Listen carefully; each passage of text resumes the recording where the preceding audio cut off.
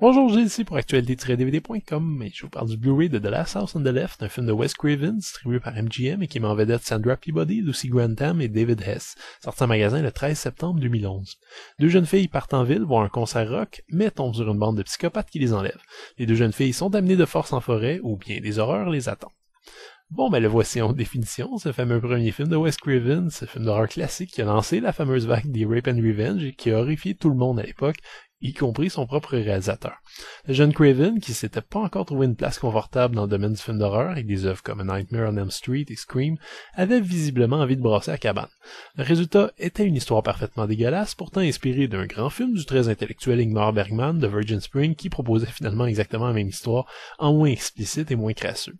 Parce que pour être crasseux, de la House on the Left l'est pas à peu près, un point tel qu'on a souvent l'impression de sentir une tenace odeur de dessous de bras et de putréfaction qui émane de l'écran.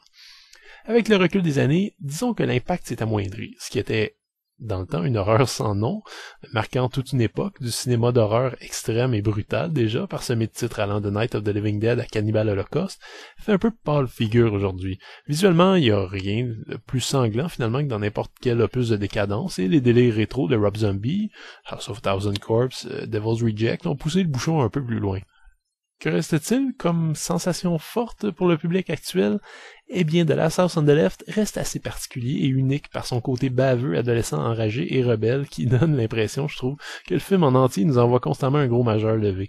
On pourra débattre longtemps de ce qui était voulu ou ce qui est arrivé par accident, peut-être à l'inexpérience de l'équipe, mais ce petit film cruel a toutes les apparences d'une comédie romantique à petit budget à première vue, style drive-in des années 70. Tout y est, les jolies héroïnes, les décors avec tapisserie brune et macramée, les seconds rôles comiques, les sous-histoires inutiles et potaches, les favoris, les cheveux frisés, plein d'humour visuel, les chansons Peace and Love. Pour peu, on se croirait dans un soft porn de Denis Héroux. Et ça jusqu'à ce qu'une famille de psychopathes fait irruption dans l'histoire pour transformer ce charmant paysage bucolique en un vrai bain de sang.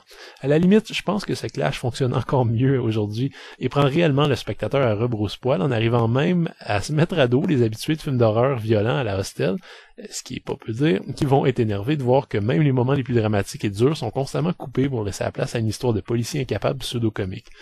Il y en a qui vont donc qualifier de film de quasi-amateur.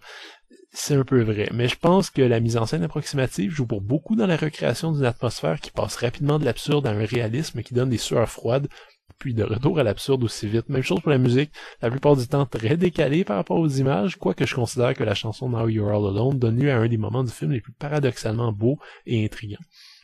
C'est absolument pas un film parfait, l'histoire aidera pas les détracteurs à passer outre tous ses défauts. Pour ma part, je trouve qu'il y a une force brute dans ce film, un élan de rage, un bras d'honneur levé bien haut vers la société, le genre de cri de frustration qui reste dans la gorge de la plupart des adolescents. La House on the Left est un défoulatoire brut, bêtement méchant et à peu près dénué de sens social réel, malgré toutes les références au contexte de l'époque. C'est une œuvre instable, oui, faite avec le cœur, et qui possède une vraie âme tourmentée. Et vous pensez que c'est facile? Ben, comparez seulement ce résultat aux films similaires qui sortent actuellement, des films certes violents et sanglants, mais qui sont pris au piège d'un second degré constant et de réalisateurs trop connaisseurs du 7e art pour ne pas calculer à chaque scène ce qui ferait le plus frémir le spectateur. Et bizarrement, c'est le résultat inverse qu'on obtient lorsqu'on réfléchit trop à la conception de ce type de film. Les décadences mentionnées plus tôt m'endorment. Le remake même de Last House on the Left n'arrivait jamais à retrouver la force primaire qui habitait son ancêtre. Et parlez-moi surtout pas des trucs underground ridicules de Lucifer Valentine et consorts qui veulent surtout faire parler d'eux sans trop réfléchir à ce qu'ils filment. Reste bien encore quelques rares exceptions comme Serbian Film, mais ça prend vraiment un contexte politico-social particulier. Dans les années 60 et 70, l'Amérique en ébullition représentait ce type de contexte idéal et La House on the Left, avec toutes ses imperfections, fait partie de ces œuvres qui ont cristallisé une émotion puissante de la génération d'alors.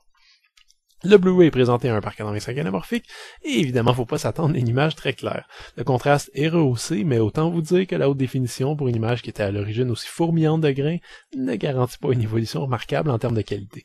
La piste sonore est à l'avenant, à 1.0 d'origine, qui ajoute une couche dans le style faux cinéma vérité. Les sous-titres sont offerts quant à eux en anglais, français ou espagnol. Réjouissez-vous, fans de Last House on the Left, le paquet de bonus qu'on retrouvait sur les DVD ont été gentiment copiés sur ce disque. Rien d'inédit, mais ça fait toujours plaisir. On commence donc avec une piste de commentaires de Wes Craven et Sean S. Cunningham, deux compères sympathiques qui racontent avec entrain leur expérience, tout en admettant beaucoup de problèmes. La deuxième piste de commentaires avec les interprètes David Hess, Mark Scheffler et Fred Lincoln est un peu plus chaotique, j'ai un peu plus de misère avec eux. Still Standing, The Legacy of the Last House on the Left est en fait une entrevue avec Wes Craven, toujours aussi agréable à écouter, Celluloid Crime of the Century est davantage un vrai making-of et dure à peu près 40 minutes. Fascinant. Scoring Last House se penche un peu plus sur la trame sonore très étrange et It's Only a Movie complète tout ça en proposant une fois de plus un tour d'horizon de la création du film. Tales That'll Tear Your Heart Out est un court-métrage inachevé de Craven à réserver peut-être aux plus curieux. Et hormis une bande-annonce, on se retrouve avec une série de scènes coupées ou de scènes filmées mais jamais montées. Forbidden Footage traite des passages les plus pénibles du film. The Last House on the Left est pas un beau film, c'est même plutôt laid à tous les niveaux. Avec un aspect visuel crasseux, des acteurs non professionnels et un réalisateur débutant, cette production aurait dû tomber dans l'oubli, mais l'approche réaliste de certaines scènes très dures dans une œuvre par ailleurs très conventionnelle ont réussi à distiller un malaise qui perdure encore aujourd'hui, même si l'impact a pas mal diminué.